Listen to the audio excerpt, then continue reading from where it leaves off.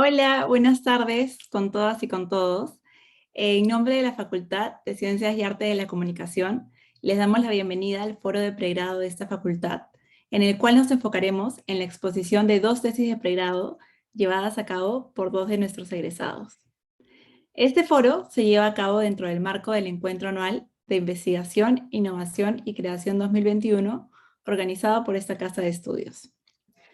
Cada ponente dispondrá de 15 a 20 minutos para presentar el tema a tratar. Después de este tiempo, pasaremos a la ronda de preguntas, la cual tendrá una duración de 5 a 10 minutos. La intervención de la audiencia durante las exposiciones sería mediante el chat del evento. Las preguntas serán leídas luego de la intervención de cada expositor.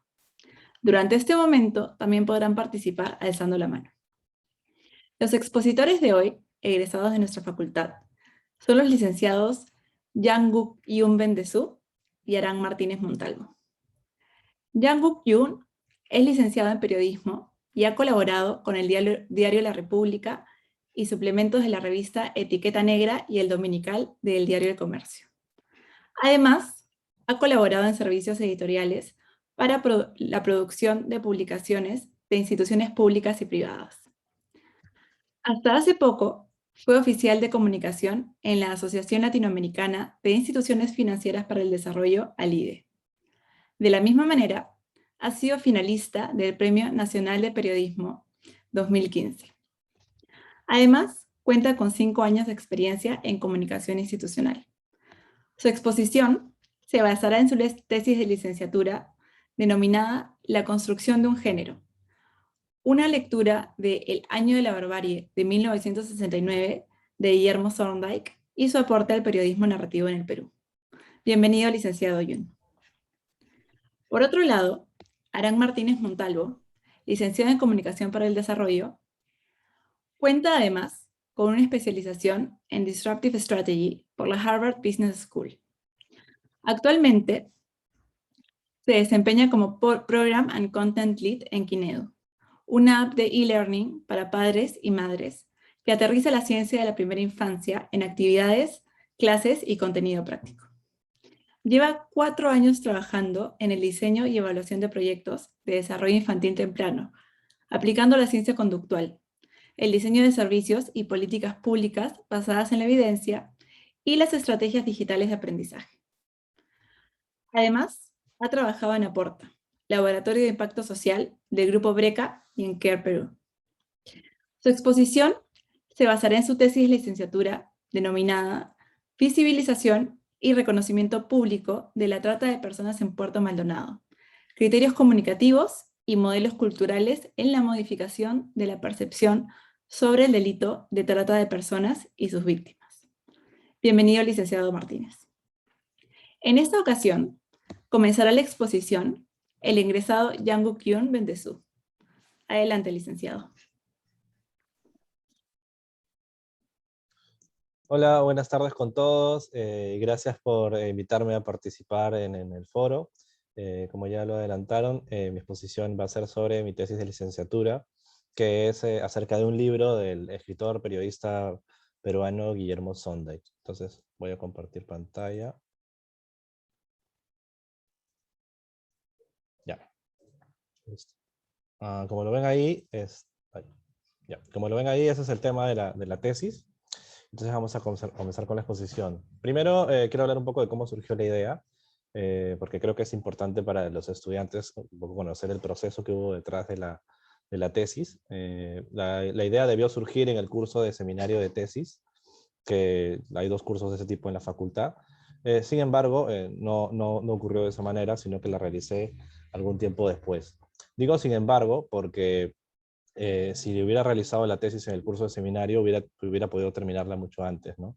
Ya que el curso te brinda una oportunidad que los alumnos deberían aprovechar para poder acabar la tesis en un tiempo mucho más corto, ¿no?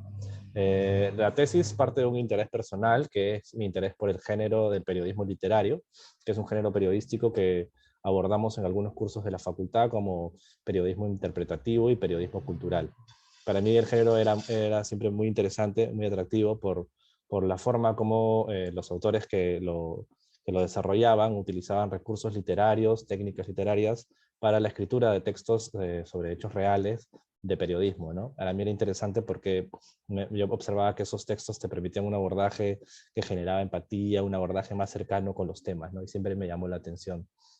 Entonces era consciente de que quería escribir algo que estuviera relacionado al periodismo literario.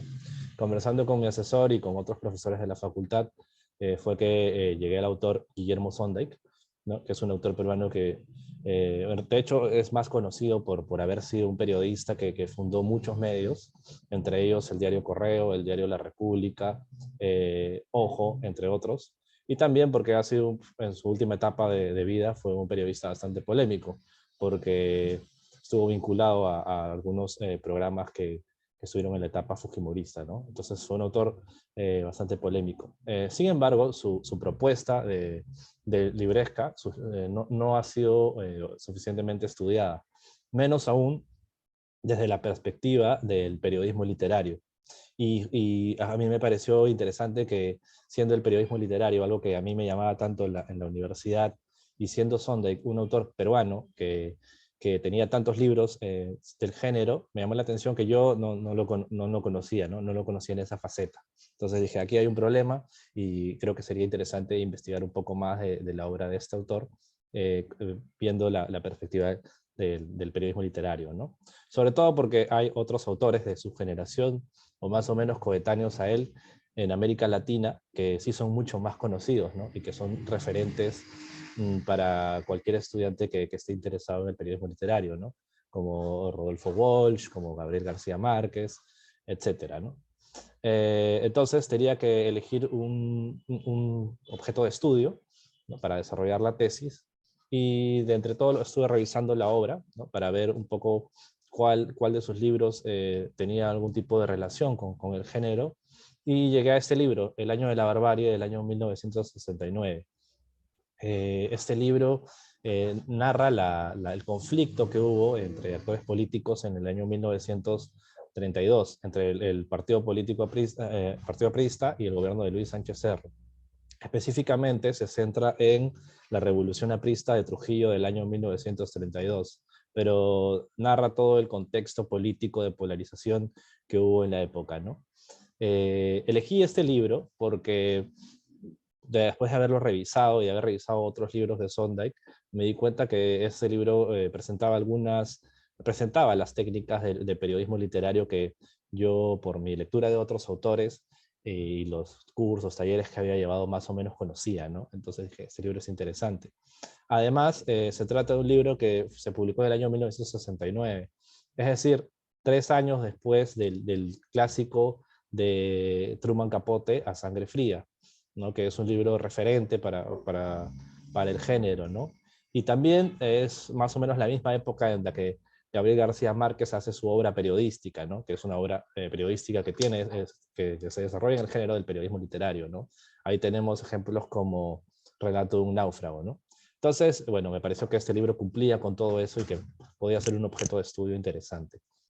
Además, el libro, como lo muestra la cita que he colocado aquí, eh, pretende no contar la historia, digamos, macro, la historia general de los acontecimientos, como la podría contar un historiador, ¿no?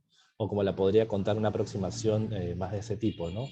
Más social o más política, ¿no? Sino que el libro cuenta los acontecimientos a través de la presentación de los personajes, ¿no? A través del drama que vivieron los personajes que estuvieron involucrados en la Revolución Aprista del año 1932.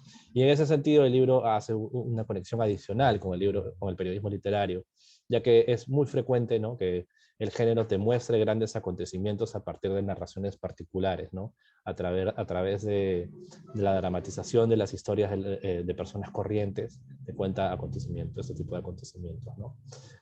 Luego, ¿cómo fue que planteé el esquema de la investigación? Lo planteé de esta manera con 4 capítulos. En el primer capítulo es la cuestión más conceptual, la definición del género periodismo literario. El segundo capítulo es una aproximación al género en América Latina y en Perú, un recuento histórico un poco para situar el marco en el que se presenta la obra de Sondheim, ¿no? Para ver cuáles son sus relaciones con otros autores que publicaban más o menos por la misma época que él publicaba, ¿no? El tercer capítulo es una especie de pequeña biografía del autor desde la perspectiva del periodismo literario, ¿no? Para este capítulo, que ya es casi de la parte más metodológica, empleé entrevistas en profundidad con periodistas y con estudiosos que investigaron la obra de Sondheim, ¿no? Un poco para conocer cuál era la concepción que tenía el autor del periodismo literario, ¿no? Cómo lo desarrollaba y cuáles eran las particularidades de su obra. Y en el último capítulo desarrollé ya la parte más, la parte de la técnica, ¿no? La técnica que es la narratología, que es la técnica que empleé para analizar el libro, ¿no? Para ver cómo se desarrollaban las técnicas, cómo se emplean las técnicas del periodismo literario dentro de este libro. Acerca de la definición, no me voy a extender en la definición del periodismo literario, pero sí quiero destacar 3 conceptos que son importantes y que más o menos están presentes en distintas aproximaciones sobre el género, que son la hibridación, la voluntad expresiva o literaria y la veracidad, ¿no? La hibridación hace referencia a que justamente el periodismo literario es un género que combina técnicas periodísticas y técnicas literarias, ¿no? Y de las técnicas literarias se emplea técnicas de distintos géneros. Y además emplea técnicas también incluso de otras artes como puede ser el cine o el cómic, ¿no? Por el tipo por la forma, la estructura, cómo se presentan los textos. Luego, la voluntad expresiva literaria parte del hecho de que justamente estas técnicas están puestas al servicio de desarrollar con mayor profundidad, con mayor cercanía, un tema periodístico, ¿no? Y buscan explorar, digamos, en la parte de la creación y tienen esta aproximación distinta a la que pueden tener géneros periodísticos más tradicionales, en los que lo que prima es la descripción de los hechos, ¿no? Una cosa más, más descriptiva. Y luego la parte de veracidad es importante, ¿no? Porque los periodistas literarios apelan más a este concepto antes que al concepto de objetividad, ¿no?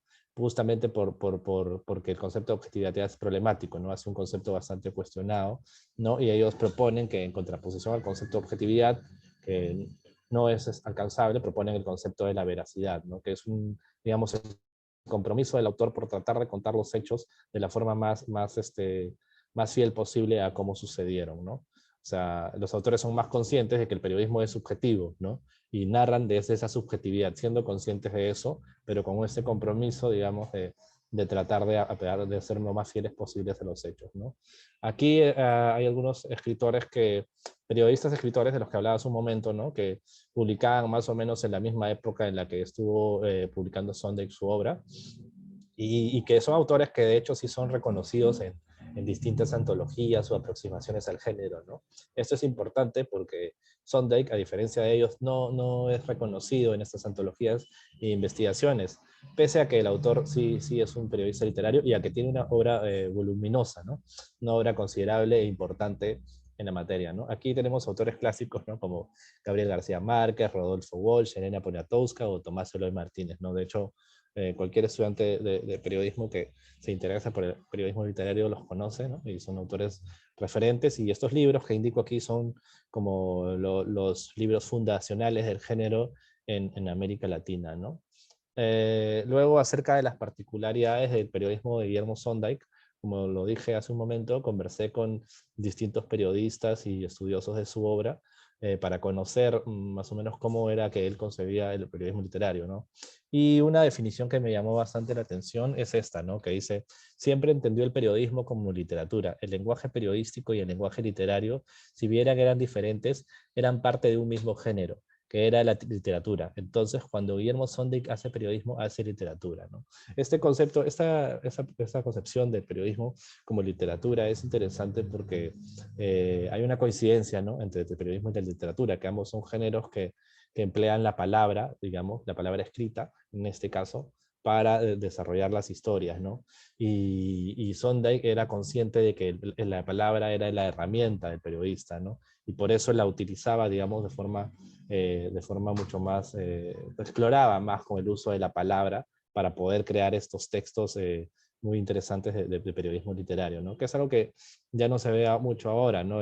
Generalmente cuando uno lee textos periodísticos, la mayor parte son o textos de pirámide invertida, meramente descriptivos, que casi parecen cables, ¿no? O sea, son súper simples, ¿no? Hay como una renuncia de los textos actuales a la apuesta, digamos, de tratar desde el periodismo de explorar con la palabra, ¿no? Y eso era algo que Sondheim sí tenía muy presente y que lo ponía, de hecho, en práctica, no solamente en sus libros, sino también en los periódicos que dirigió y en los periódicos donde estuvo presente, ¿no? Y prueba de ello es lo que señala Enrique Sánchez Hernani, ¿no? Que aquí en la cita muestra, dice que él exigía a sus autores que siempre buscaran la parte narrativa de los acontecimientos, ¿no? Incluso si cubrían, no sé, una actividad política, que buscaran los elementos que permitieran que les permitieran al periodista narrar la historia, ¿no? Y siempre tenía esto muy presente, ¿no? Bueno, en la parte de metodológica, las tres cosas que analicé o que tomé en cuenta para el análisis fueron: primero, las técnicas del periodismo literario, que son 4, y que son como las técnicas más conocidas y más recurrentes en cualquier texto de periodismo literario, que son la narración por escenas, la descripción de personajes, situaciones y ambientes, el registro de diálogo y el manejo del punto de vista. Eh, Luego, otra cuestión que tuve en cuenta para la parte del análisis fue la narratología. Como dije, ese es el modelo de estudio que utilicé, y específicamente lo planteado por Gerard Jenner y Mike Ball en relación al tiempo y al modo, ¿no? Que son categorías para el análisis. Y finalmente, también tomé en cuenta lo que pude recabar a partir de las entrevistas que tuve con esos periodistas y estudiosos de la obra de Sondheim, ¿no? Que me permitieron observar, por ejemplo, que el autor tenía, digamos, una parte investigativa muy desarrollada, ¿no? En la que siempre hacía investigaciones exhaustivas que le permitían recuperar toda clase de detalles sobre lo que había ocurrido para poder luego utilizarlos en la narración, ¿no? Por ejemplo, José María Salcedo me contó que una vez lo visitó en su casa y que estaba en la parte de su estudio, y estaba escribiendo unos libros sobre Grau, y le mostró que tenía periódicos de la época, incluso el New York Times, periódicos chilenos, peruanos. Y además de eso tenía una carta, un menú de la comida que el Club Nacional le había ofrecido a Sondheim, no, perdón, a Grau, en un banquete de honor, ¿no? Entonces era hasta ese nivel, digamos, el grado de detalle, y eso es algo que está muy presente en la narración de este libro, ¿no? Pero volvamos al tema de las 4 técnicas de periodismo literario que mencionaba hace un momento: narración por escenas, descripción de diálogos y registro de diálogos y manejo del punto de vista, ¿no? Estas son las técnicas más conocidas y bueno, yo analicé las 4 técnicas en el libro, pero por razones de tiempo solamente voy a presentar 2, ¿no? Narración por escenas es básicamente la técnica más conocida, ¿no? La escena es, digamos, en la narratología es lo contrario del resumen, ¿no? La escena ocurre, digamos, en el mismo tiempo en el que, o trata de semejar el mismo tiempo en el que ocurren los hechos, ¿no? Con el propósito de poder contarlos de la forma más exacta de cómo ocurrieron, ¿no? A diferencia del resumen, que en el resumen tú, por ejemplo, en una línea puedes contar lo que pasó en 10 años, ¿no? Puedes decir, en 10 años la economía retrocedió considerablemente, ¿no? Y ahí estás resumiendo todo lo que ocurrió en 10 años en una sola frase, ¿no? En cambio, la narración por escenas es una descripción más detallada del hecho en sí, ¿no? Y entonces, por ejemplo, esta descripción que coloco aquí ocurre en el inicio del capítulo titulado El Asalto, ¿no? Que es un capítulo en el que narra cómo los apristas atacan un cuartel en el año 1932, que es el cuartel O'Donovan, ¿no? En la ciudad de Trujillo, ¿no? Entonces Sondheim se entrevistó con algunos de los que estuvieron allí presentes, ¿no? Y en base a la investigación también que realizó, escribió esta escena, ¿no? Que es una escena en la que uno puede ver el grado de detalle, ¿no? Por ejemplo, te cuenta así, ¿no? Avanzaban por los sembríos una silenciosa procesión de rostros lívidos hasta ponerse bajo el resguardo de una tapia. Al otro lado estaba el cuartel. Llovía y así, humedecida, abierta en surcos, la tierra soltaba un perfumado aliento.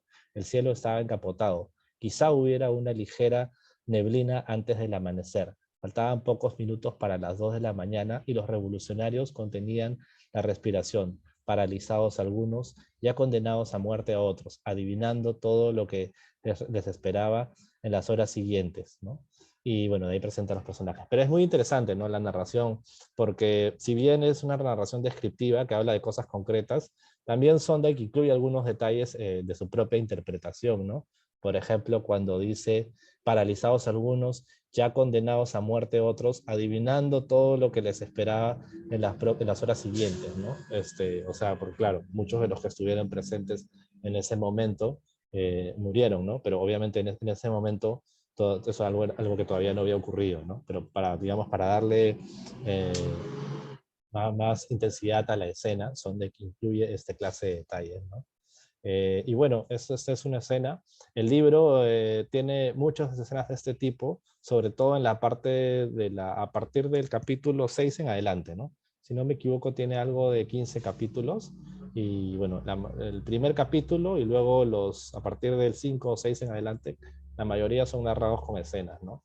Justamente utiliza las escenas para contar eh, la- la- los, este, los capítulos en los que ocurren más peleas, batallas, ¿no? Todos esos capítulos se los narra mediante las escenas, ¿no?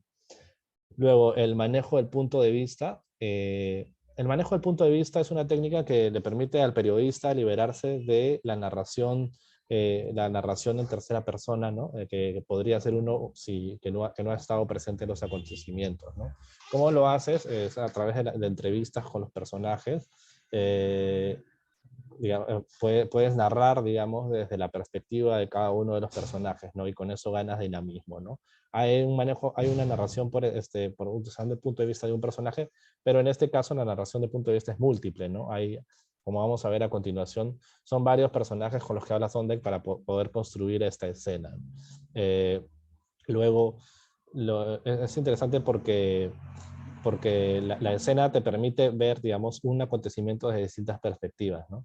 Esta escena corresponde al capítulo final del libro que se llama Muerte para un dictador, ¿no? En el que justamente se cuenta el atentado con el que finalmente es asesinado el presidente Sánchez Cerro, y bueno, te la cuenta desde distintas perspectivas, ¿no? A ver, vamos a leer un poco. Dice, al llegar a la puerta del hipódromo, Sánchez Cerro agitó una mano, respondiendo al saludo de la multitud. El chofer Rodríguez Martínez pisó el freno.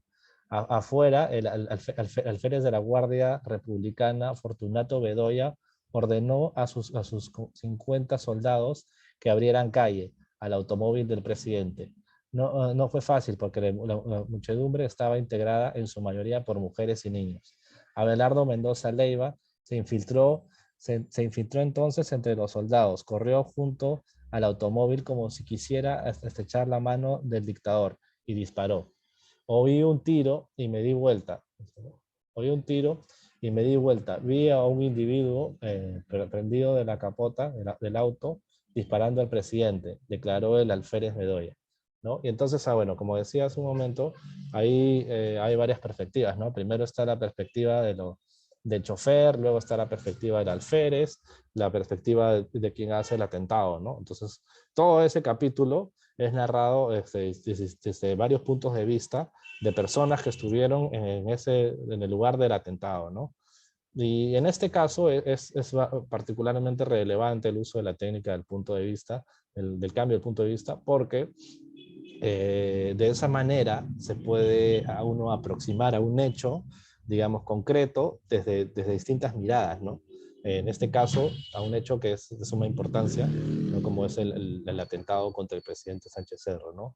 Digamos que la narración, que el uso de la técnica del punto de vista múltiple, aquí le da una riqueza a la narración, porque te permite entender, por ejemplo, cómo reaccionó el alférez, que estaba supuestamente encargado de la defensa del presidente, cómo reaccionó el señor que estaba conduciendo el auto, ¿no? Cuando vio que alguien estaba encaramado ahí, ¿no? Entonces, digamos, le permite al lector acercarse mucho más a la historia y conocer más de cerca y incluso generar empatía por los personajes que están presentes, ¿no? Es una aproximación distinta, ¿no?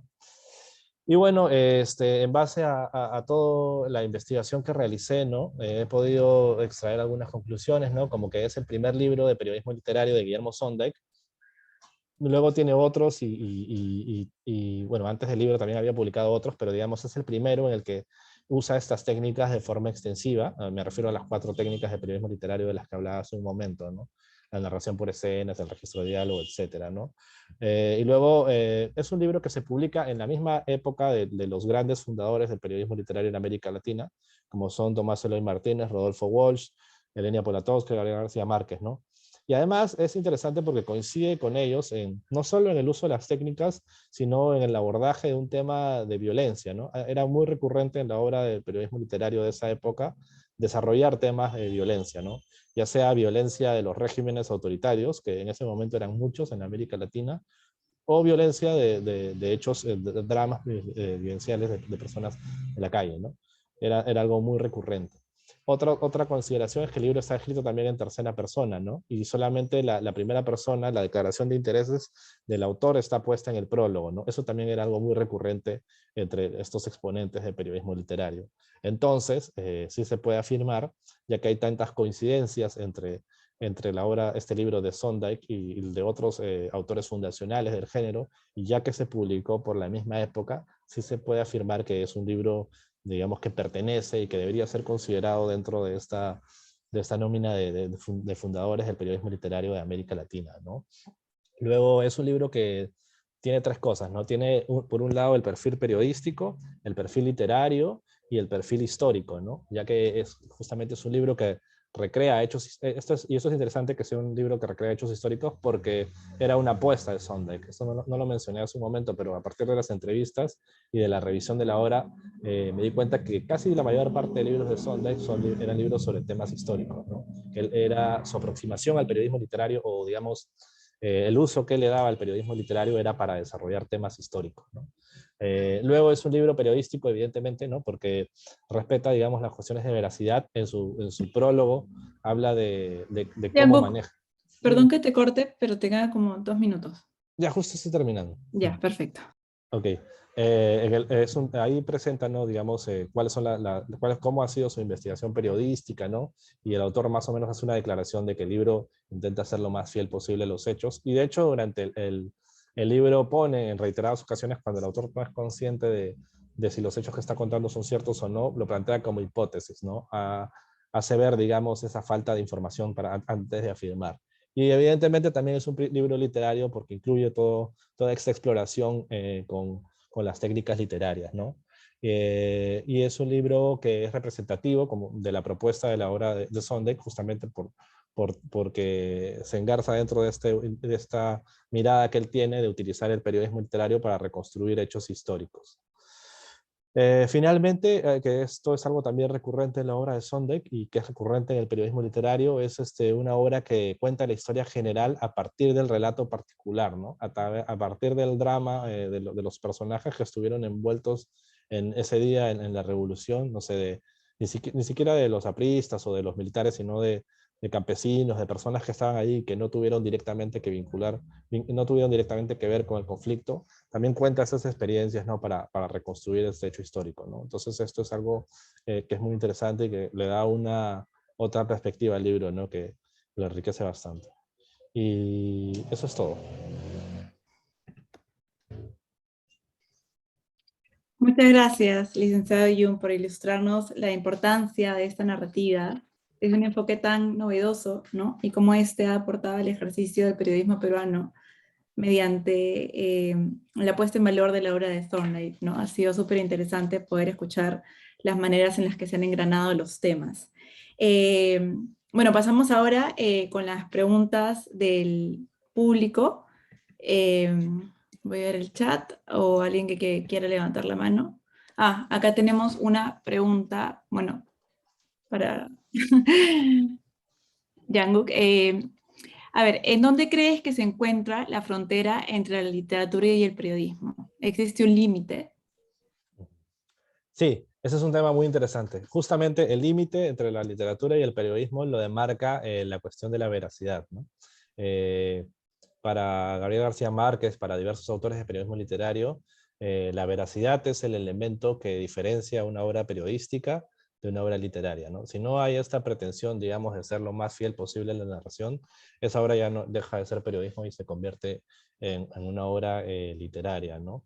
Es interesante esta cuestión del el límite, ¿no? Porque muchos autores de periodismo literario, sobre todo de la vieja escuela, digamos, han caído en malas prácticas, ¿no? Que se han detectado de algunos textos suyos en los que no hay un manejo fiel, no hay un manejo veraz de lo narrado, ¿no? Entonces siempre con el periodismo literario, claro, ya que es un texto que explora más la literatura, es un género, siempre está esta cuestión, ¿no? De ver si son fieles a la narración, ¿no? Y claro, es importante, ¿no? Claro, es muy importante, digamos, esta aproximación, no tenerlo en cuenta. Ok, gracias. Voy a ver si otra pregunta. Si no hay otra pregunta, yo tengo una pregunta que quiero hacer. Ahí te ponen gracias. Eh, a ver, tu tesis involucra varias disciplinas fuera de las comunicaciones, ¿no? Como la literatura, historia, sobre todo la literatura, ¿no? A mí me gustaría saber cuáles o qué herramientas y estrategias te fueron útiles para poder engranar y llegar a entender esas disciplinas desde el periodismo, ¿no? Porque es todo un reto integrar tantas disciplinas en una investigación. Claro, sí, sobre todo lo que más me sirvió fue la teoría de la narratología de Gerard Genett y Mike Bell, específicamente los conceptos de modo y tiempo, ¿no? Por ejemplo, mm, Genett, me parece, desarrolla todo el tema del tiempo y ahí él plantea que hay 5 tiempos narrativos, ¿no? Que son la escena, el resumen, la pausa, la... Ah, se me ha ido el otro tema. Creo que bueno, son 5. Ah, la elipsis y falta uno, ¿no? Entonces, es interesante porque si bien estas técnicas son de periodismo, la teoría, digamos, de las técnicas no está en el periodismo, ¿no? Sino que está en la literatura. Y los autores de periodismo toman esta teoría que ya existe, que ya ha sido usada en la literatura, y la adecúan, la trabajan en el periodismo literario, ¿no? Sin embargo, la teoría, digamos, está en la literatura y por eso en la parte de la metodología, para darle un sustento a la investigación, fue que tomé o que exploré los conceptos literarios, ¿no? Para poder hacer esa aproximación, ¿no? Del periodismo a partir de la literatura.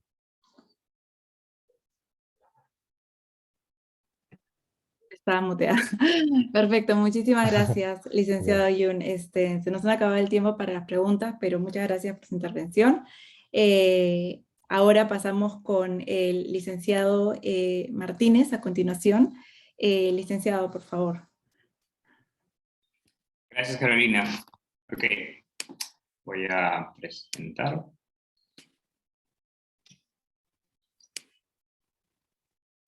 ¿Me avisan, por favor, cuando ya pueden ver mi presentación? Sí, se ve perfecto. Excelente. Ya, bueno, yo soy Aram Martínez, soy comunicador para el desarrollo. Actualmente me desempeño como Program and Content Lead en Kinedo. Y bueno, como ya mencionaron al principio del panel, mi investigación se titula El uso de los recursos comunicacionales para contribuir a la visibilización y reconocimiento público de la trata de personas en Puerto Maldonado. Criterios comunicativos y modelos culturales para aportar en la modificación de la percepción sobre el delito de trata de personas y sus víctimas.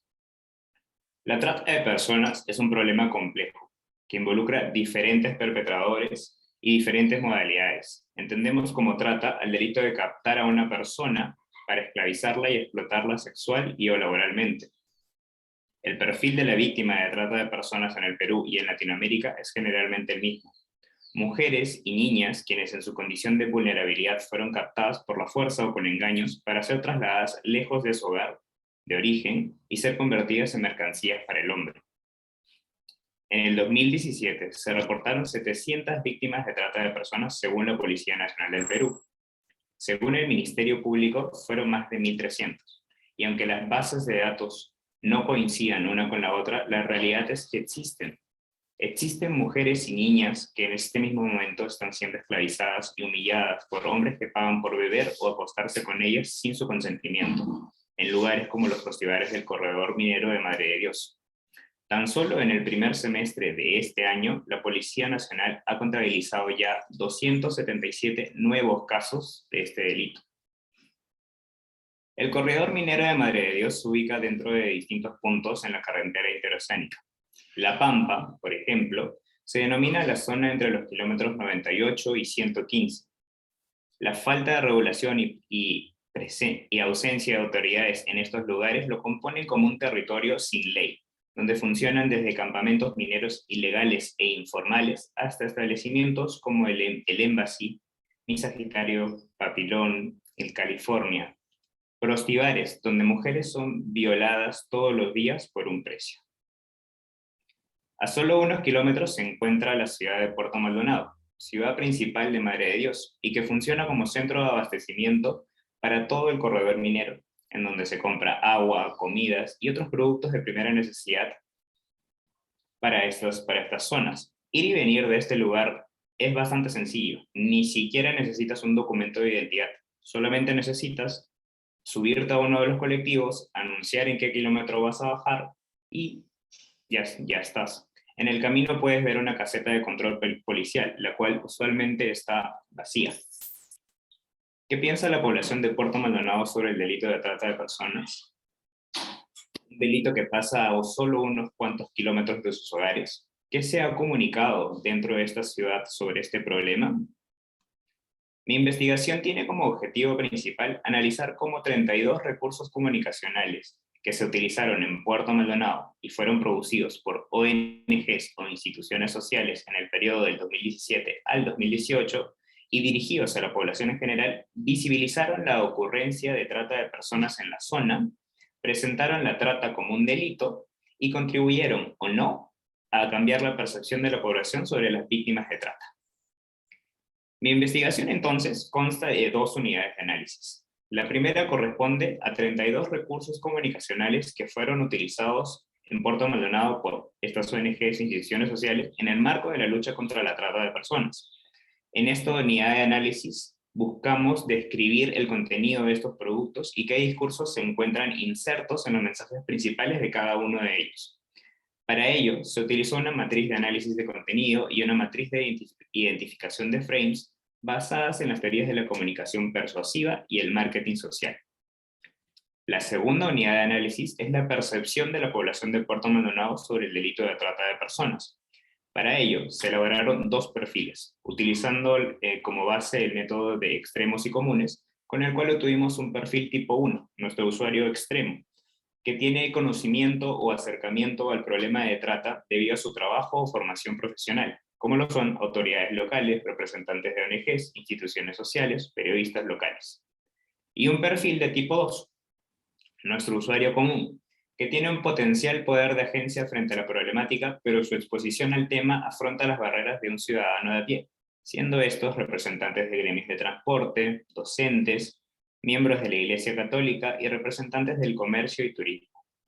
Con esta unidad de estudio se aplicaron entrevistas semiestructuradas basadas en la comunicación como proceso educativo, la comunicación y su relación con la identidad cultural, el reconocimiento del otro y los modelos culturales. A continuación voy a ir sobre los hallazgos principales de mi investigación. Los recursos analizados se pueden agrupar en 3 ejes temáticos. En primer lugar, tenemos la representación de la víctima, que muchas veces es identificada como una persona coaccionada, privada de sus derechos fundamentales y sin poder escapar de las redes de trata. En algunos recursos se comunican señales por las cuales una persona puede estar atenta para reconocer a una víctima. Sin embargo, este posicionamiento de la víctima en el discurso central abre también el debate de si la audiencia considera que las personas víctimas de trata realmente son llevadas contra su voluntad o si actúan racionalmente y conscientes de su decisión. De acuerdo con la evidencia, en muchas oportunidades las personas no actúan frente a los casos de trata ya que no las consideran víctimas. En segundo lugar, se identificaron recursos cuyos mensajes partían desde el enfoque en el derecho a la salud, en los cuales se define a la trata de personas como un problema de acceso a la salud sexual y reproductiva, o se comunicaban sobre las consecuencias y afecciones a la salud de sus víctimas. De acuerdo con el modelo de proceso paralelo extendido de la Mater, este tipo de comunicación podría ser persuasiva siempre que las consecuencias presentadas realmente representen una amenaza para la audiencia. Por lo cual, si ésta no considera que puede ser una víctima de trata, el proceso de comunicación terminaría ahí.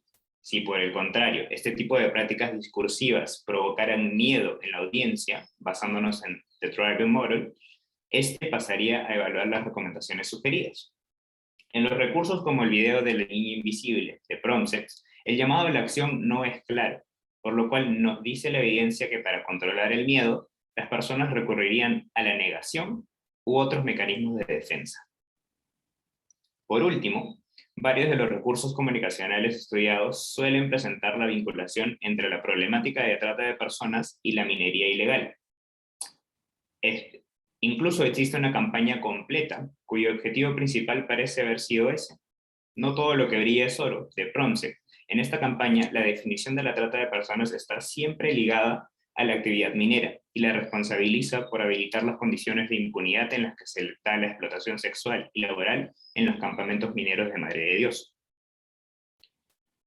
Otra perspectiva desde la cual podemos analizar los recursos estudiados es el de enfoque de género, a partir de la intención de sus discursos, teniendo discursos paternalistas que centran el mensaje en el rescate de las víctimas de trata de personas y la superioridad moral de quienes ejecutan este rescate, y aquellos discursos reduccionistas sobre el testimonio de la víctima que bajo la misma lógica de protección le dan a la víctima un lugar secundario en su propio proceso y en su propia historia.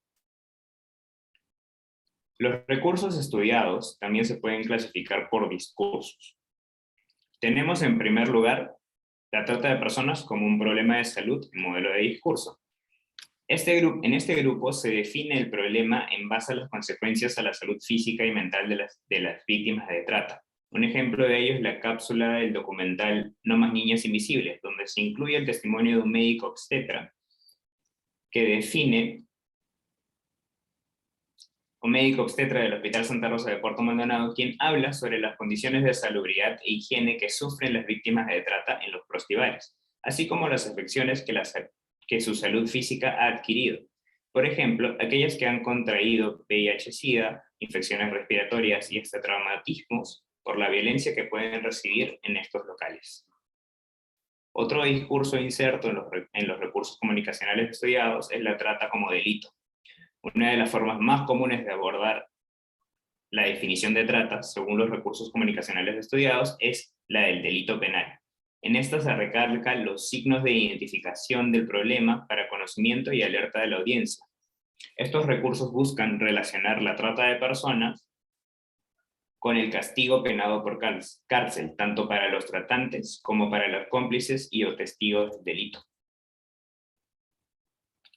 Otro discurso inserto es el de no todo lo que brilla es oro.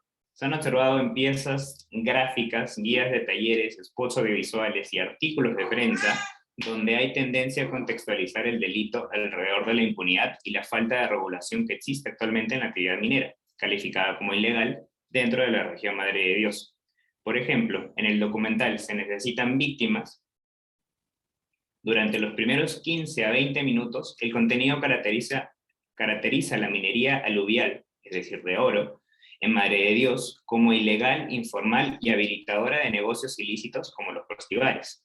Esta interpretación se entiende solo en el contexto madrediosense, donde se relaciona instantáneamente al oro con la minería.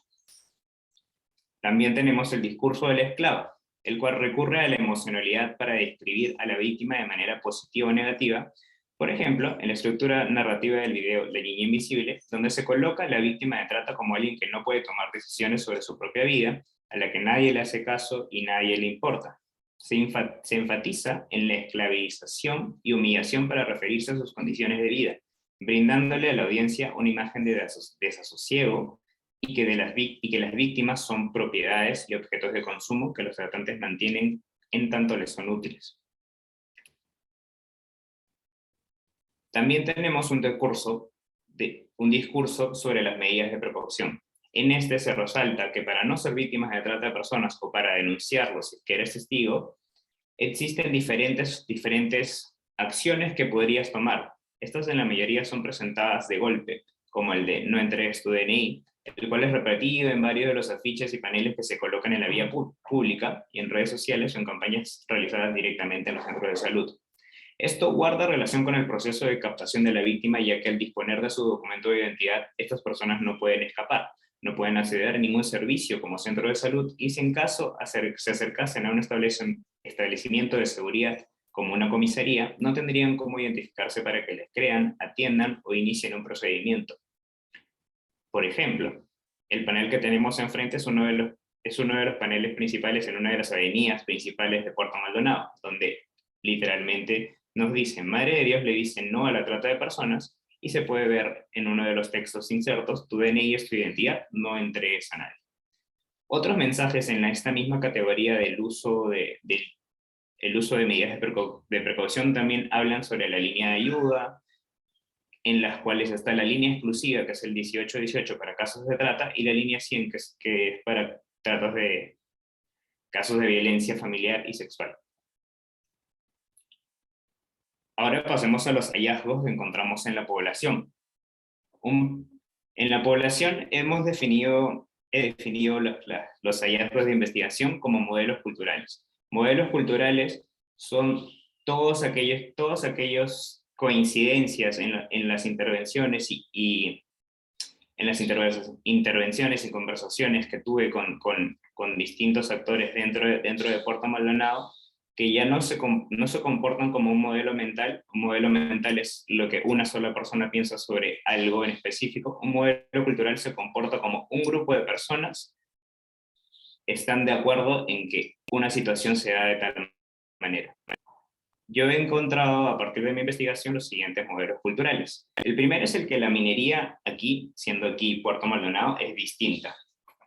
La minería en Madre de Dios se comporta como el eje central de su economía, de la mayoría de sus pobladores, siendo este el sustento económico de muchas familias de manera directa, siendo minero o vendiendo el oro, o incluso de manera indirecta, debido a todo el movimiento económico que genera esta industria, en el transporte, en el comercio, restaurantes, etc. Y así como forma parte importante para el sistema, es también que el que genera las condiciones de inseguridad y corrupción dentro de la ciudad. La minería informal no solo está ligada a la trata de personas, sino también a la delincuencia organizada, las mafias, la tráfico de drogas, tráfico de armas, corrupción, etc. Por tanto, sus pobladores lo entienden como un círculo vicioso. Puedes estar a favor de la minería porque moviliza la adquisición de dinero para las familias, y también puedes estar en contra de ella por el impacto ambiental negativo que genera en la biodiversidad. Y la trata de personas es muchas veces representada no solo como un delito, sino también como una industria o negocio. Esto conversa con la creencia de los entrevistados y se convierte en un factor predisponente que normaliza la trata como un negocio más. Un segundo modelo cultural identificado es el de que no es trata de personas, es prostitución. Los entrevistados sostienen que las niñas y mujeres se encuentran en los prostibares empujadas por la necesidad y por lo tanto por su propia voluntad. A pesar de que más de un 80% de los participantes sostuvieron que existe trata de personas y hay víctimas de este delito en los campamentos mineros albergados en Madre de Dios, siempre se esforzaron en hacer notar que no todas son víctimas. Aquí debemos hacer una precisión. Este modelo cultural se encontró principalmente en los usuarios de tipo 2, es decir, nuestros usuarios comunes, aquellos que no tienen un acercamiento profesional a la trata. Sin embargo, no dejaron de presentarse, aunque en menor grado, en los usuarios de tipo 1, es decir, a personas que sí tienen una formación o un conocimiento más construido sobre la trata de personas. Un tercer modelo cultural es el de no son de acá. Cuando se les pregunta a los participantes por la procedencia o lugar de origen de las chicas que son captadas por la trata de personas siempre se refieren a ellas como migrantes, de zonas altoandinas mayoritariamente y en menor cantidad de otros puntos de la costa y selva, pero jamás son de Puerto Maldonado. Y no solo es el caso de las víctimas de trata de personas, también se refieren como migrantes a una gran parte de los mineros que van a trabajar en esas zonas. No siempre se refieren a ellos de manera positiva y hasta algunas veces se les acusa de venir a hacer plata y luego volver a sus tierras, después de haber destruido los recursos naturales de la región y de generar un ambiente de delincuencia y conflicto. Esto corresponde con lo que plantea el investigador de Chesnay, que con frecuencia nosotros vemos a las víctimas de trata de personas como las de afuera, las que no pertenecen a nuestra comunidad. Aquí también me gustaría presentar un hallazgo importante de las entrevistas, y es que todos los participantes coinciden en que las condiciones en las que se viven en los prostibares y en los campamentos mineros no son adecuados para una vida digna y saludable. Sin embargo, los entrevistados también mencionan que, a pesar de lo malo, ganan lo suficiente para costearse una buena vida y educación. A su vez, cuando se refieren a las mujeres que trabajan en los prostibares, manifiestan que el trabajo sexual no es su mayor ingreso, sino que ellas ganan más por el fichaje. El fichaje se refiere a acompañar a uno de los clientes e inducirlo a tomar cerveza o alguno de los otros licores que se ofrezcan en el prostibar. Luego se dice que el dinero recaudado por bebidas consumidas se reparte en mitades iguales entre el dueño del bar y a quien llaman la trabajadora del bar. De los estudios y casos de trata, sabemos que aunque las víctimas ganen dinero, sus tratantes ejercen abusos contra ellas para mantenerlas en constante deuda. Por ejemplo, se les aplica penalidades por menstruar o por no trabajar cuando están enfermos, generando que el dinero que ganan, entre comillas, siempre vuelva hacia sus tratantes. Un cuarto modelo cultural que encontramos es: el hombre va a trabajar y la mujer va a prostituirse. En los participantes varones se identificó este modelo cultural que le atribuye la necesidad de afecto a los trabajadores mineros, quienes pasan, citando textualmente, tanto tiempo lejos de su hogar y familias que buscan en las chicas de los prostibares alguien que los acompañe y los escuche. Además, la monotonía del trabajo con extensas jornadas laborales los empuja de cierta manera al consumo de alcohol y otras mercancías, refiriéndose por mercancías a las mujeres y niñas atrapadas en estos campamentos mineros. Los campamentos mineros son espacios bastante masculinizados y todos los servicios que se ofrecen ahí están dirigidos a ellos, desde los restaurantes hasta los prostibares, cosificando a la mujer y desplegando normas patriarcales que perpetúan las desigualdades sociales e institucionales. Disculpa que te corte, queda como un minuto. Ya estabas terminando, ¿no? Sí, un último modelo cultural que encontramos en la investigación es el de no sabría qué hacer. Desde los entrevistados con participación en la lucha contra la trata de personas hasta aquellos que solamente forman parte del ecosistema del delito por cuestiones laborales, coinciden en que la ruta de justicia para los casos de trata no es clara. Esto reduce considerablemente su capacidad de acción en casos que encontrasen con una víctima de trata de personas. Al no saber qué hacer, primero, al identificar que realmente es un caso de trata de personas, que ya vimos que no es siempre una posibilidad, pero de saberlo, no sabrían exactamente cómo proceder para ayudar a esta persona. Mis conclusiones rápidamente es que la ausencia de una estrategia basada en marketing social ocasiona que estos recursos no se centren en un comportamiento clave de su audiencia, es decir, no hay un llamado a la acción claro, o el comportamiento al que apuntan no corresponde con las actitudes y creencias de la población.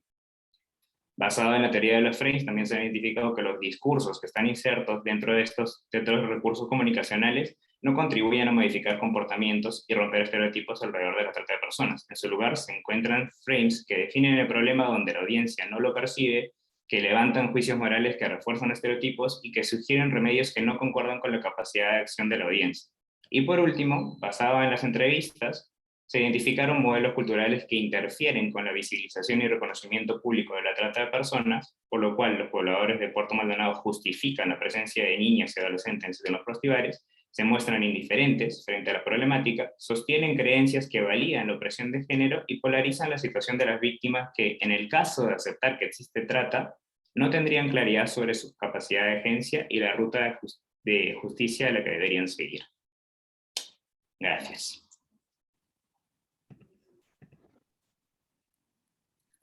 Muchas gracias, licenciado Martínez, por esta minuciosa y exhaustiva presentación y por contextualizar y poner en la mesa un tema tan delicado, relevante y urgente, ¿no? Como lo es la relación entre la minería, la trata de personas y todos los agentes gubernamentales y no gubernamentales que influyen en la percepción general de la misma, ¿no? La verdad ha sido muy interesante poder escuchar esta presentación. Vamos a pasar con las preguntas. En el chat.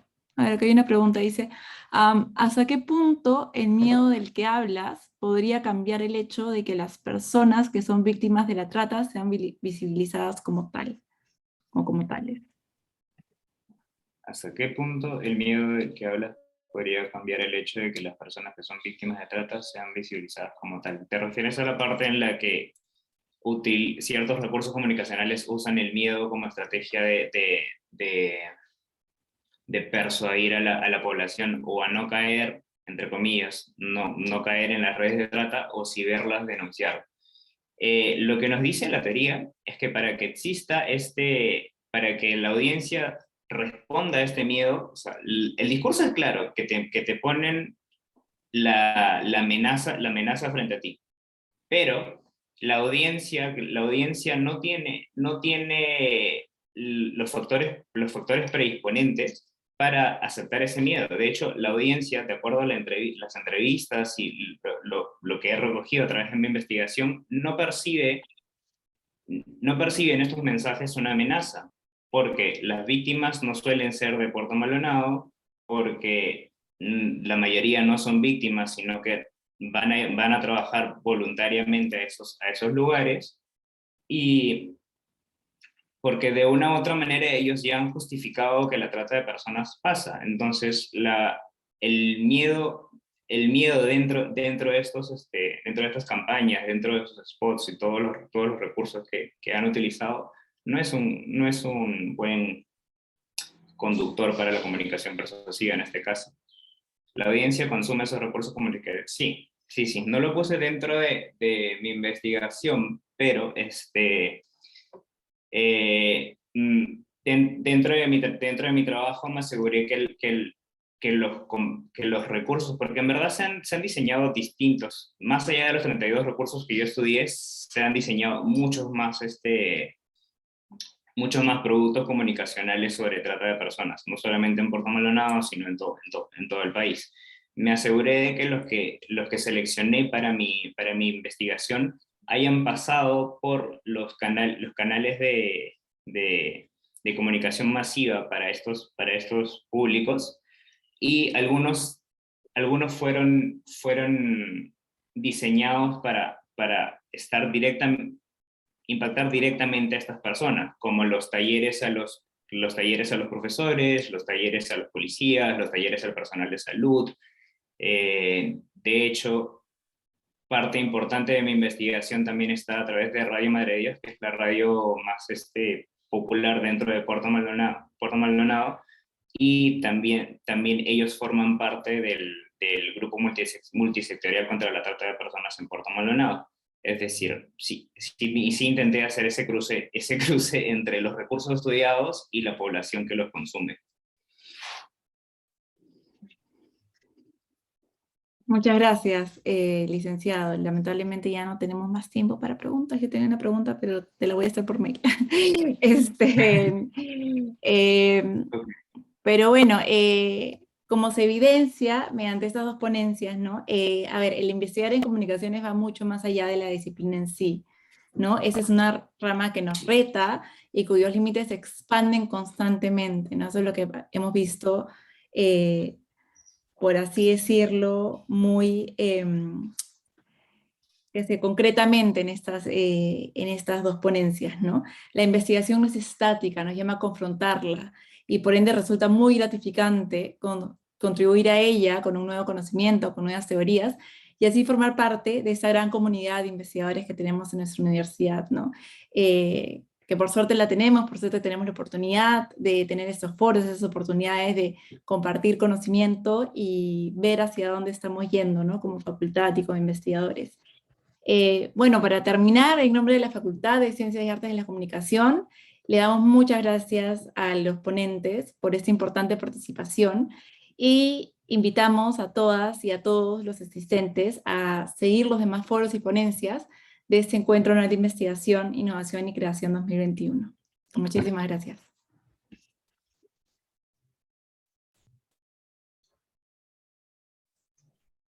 Gracias. Muchas gracias. Muchas gracias.